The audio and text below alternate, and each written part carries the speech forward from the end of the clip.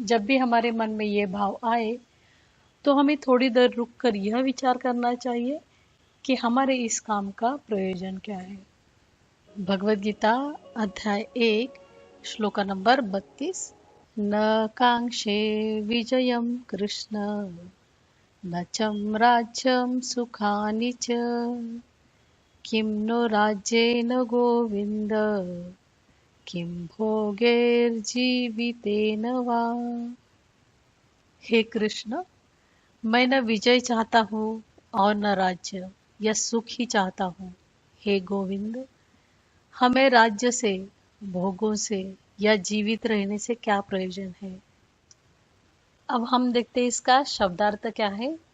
अर्जुन अपने सभी कुटुंबियों को युद्ध भूमि में खड़े हुए देखकर भगवान श्री कृष्ण से कहने लगा कि युद्ध में उसे अपने ही प्रियजनों का वध करना पड़ेगा और परिणाम में उसे विजय, राज्य और उसके भोग मिलेंगे, पर वो ये राज्य और भोग नहीं चाहता। अब हम देखते हैं इसका गूढ़ार्थ क्या है। एक योद्धा का प्रयोजन यह है कि वह युद्ध इसलिए करे ताकि प्रजा की रक्षा बुराई से कर सके। यही उसका कर्तव्य कर्म है, चाहे वो बुराई करने वाला अपना हो, पराया हो और शत्रु ही क्यों न हो। अर्जुन युद्ध शुरू होने से पहले युद्ध का परिणाम सोच रहा है, जो कि एक योद्धा के लिए आवश्यक तो है, लेकिन उसका ध्यान प्रजा के हित की बजाय अपने स्वार्थ और निजी संबंधों पर अटका हुआ है।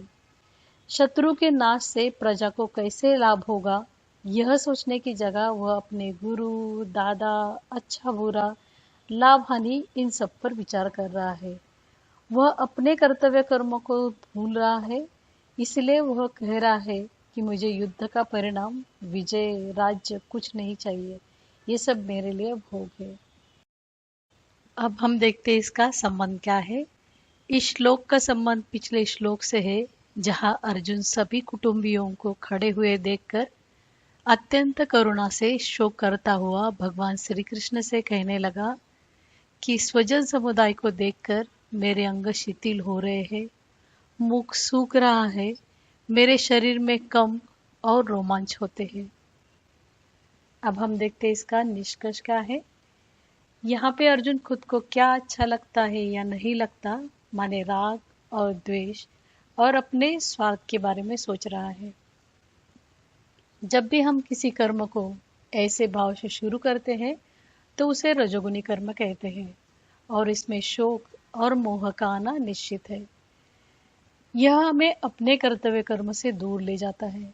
अगर यहाँ अर्जुन की सोच युद्ध करना मेरा कर्तव्य कर्म है से शुरू होती तो ये विचार उसके मन में नहीं आता।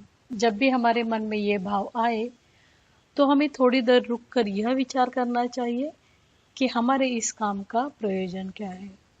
आपको ये वीडियो पसंद आया हो तो लाइक करें, शेयर करें और चैनल को सब्सक्राइब करें ताकि अगले जो श्लोक है आपसे मिस ना हो।